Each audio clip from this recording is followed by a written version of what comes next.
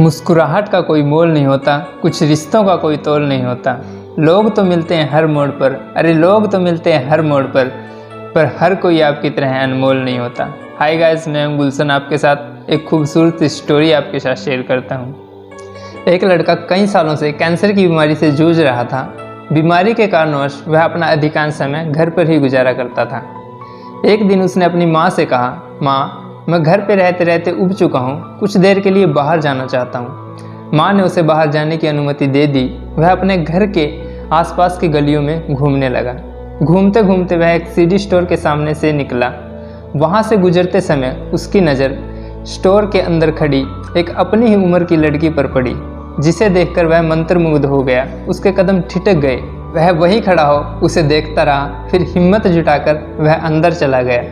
Store के विभिन्न शेल्फों का मुआयना करने के बाद वह उस लड़की के डेस्क पर पहुंचा और खड़ा हो गया।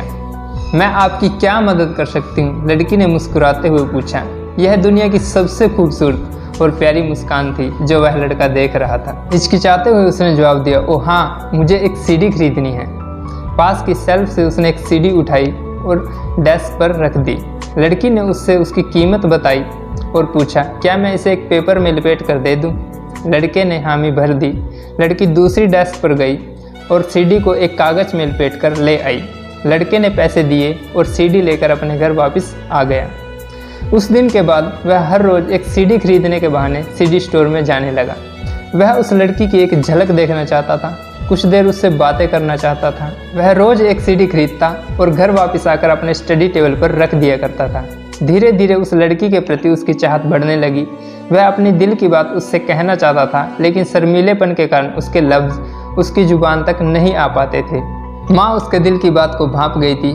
पूछने पर उसने सारी बात अपनी माँ को बता दी। माँ ने सलाह दी कि वह अपने दिल की बात उस लड़की को कह दे। लड़के ने बड़ी हिम्मत जुटाई। वह शाम को सीडी स्टोर में पहुँचा। लड़की के सामने पहुँचकर वह फिर से सहम गया। उसकी खरीदी हुई सीडी जब लड़की कागज़ में लपेटने के लिए दूसरे डेस्क पर गई, उसने तेज़ी से अपना फ़ोन नंबर एक कागज़ पर लिखा। जब लड़की वापस आकर उसे सीडी देने लगी, उसने नज़र बचाते हुए वह कागज़ उसकी डेस्क पर रख दिया, फिर तेज़ी से वहाँ से बाहर निकल गया। दूसरे दिन जब लड़का सीडी स्टोर में नहीं पहुँचा, अब लड़की को भी उसकी आदत हो गई थी। काफ़ी देर इंतज़ार करने पर भी जब लड़का सीडी स्टोर में नहीं पहुँचा, तब लड़की ने उसके दिए फ़ोन नंबर पर कॉल किया। कॉल लड़के की माँ ने रिसीव किया। लड़के के बारे में पूछने पर माँ ज़ोर ज़ोर से रोने लगी और बोली, वह पिछली शाम को ही चल बसा, उसे कैंसर था। यह बात सुनकर लड़की की आंखें डबडबा गई। उसने तुरंत माँ से घर का पता पूछा और वहाँ पहुँच गई। माँ उसे अपने बेटे के कमरे में लेकर गई। कमरे में उसने देखा सीडी स्टोर से खरीदी हुई सारी सीडीज लड़के के स्टडी टेबल पर वैसी ही रखी हुई थी जैसी खरीदी गई थी। एक भी सीडी खुली हुई नहीं थी।